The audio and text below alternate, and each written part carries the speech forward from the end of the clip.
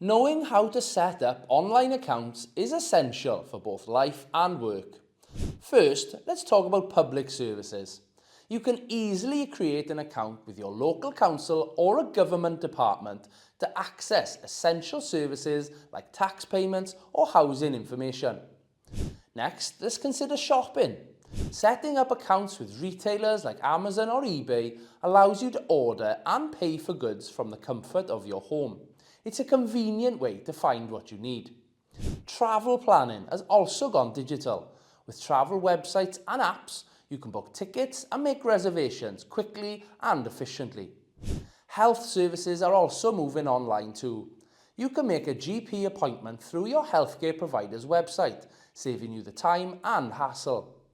And finally, let's not forget about entertainment.